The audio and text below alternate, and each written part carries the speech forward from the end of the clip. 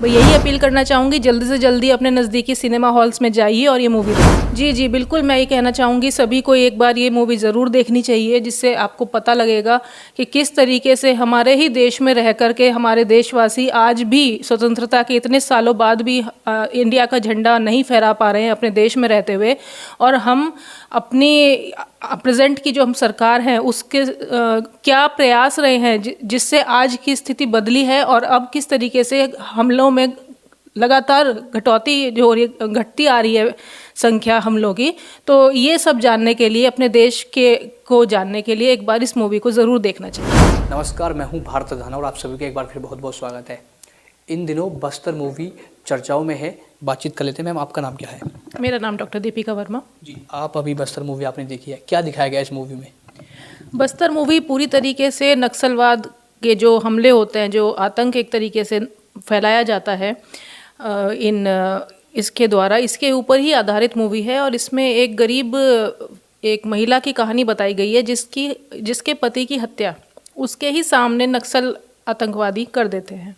तो ये पूरी मूवी उसी पर आधारित है और किस तरीके से फिर वो सेना को ज्वाइन करती है और किस तरीके से अपने पति की हत्या का बदला लेती है। ये इस तरीके से ये पूरी जो ये आपकी फिल्म है इसी चीज़ पर आधारित है। मैंने देखा एक बच्चा जिसके पिता की हत्या नक्सलवादी द्वारा कर दी जाती है, लेकिन उसका ब्रेन वॉश किया जाता है, वो उसी टीम में वहाँ पर शामिल हो जाता है।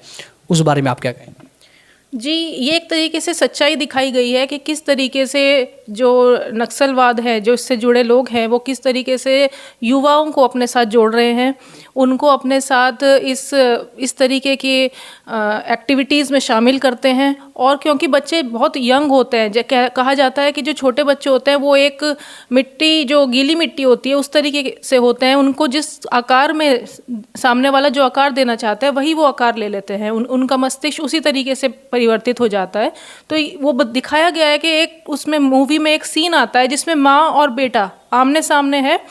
बेटे ने गोली अपनी बंदूक उठाई हुई होती है माँ के ऊपर कि वो उसको, क्योंकि सेना की में वो जुड़ चुकी है, तो वो उसकी हत्या करना की मंशा से उसके सामने होता है। और माँ क्योंकि अपने देश की सेवा कर रही होती है तो वो कहती है, अपने जो डायलॉग्स हैं मैं कंप्लीट नहीं बताऊंगी क्योंकि कुछ सस्पेंस दर्शकों के लिए रहना चाहिए, लेकिन अंत में आके उनके जो भी डायलॉग्स हैं वो भी यही है कि बच्चा उस लाइन में जाना नहीं चाहता, लेकिन जो नक्सलवाद जो उसके जुड़े हुए जो लोग हैं वो किस तरीके से बच्चों को मोटिवेट करते हैं उस अपने फील्ड में जोड़ने के लिए। कुछ लोग कह रहे थे कि ये मूवी हर भारतवासी को देखनी चाहिए, इस बारे में आप क्या कहें?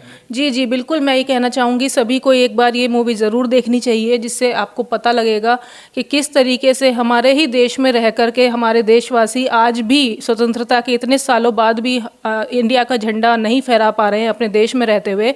और हम अपनी प्रेजेंट की जो हम सरकार हैं उसके क्या प्रयास रहे हैं जिससे आज की स्थिति बदली है और अब किस तरीके से हमलों में लगातार कटौती जो घटती आ रही है संख्या हमलों की।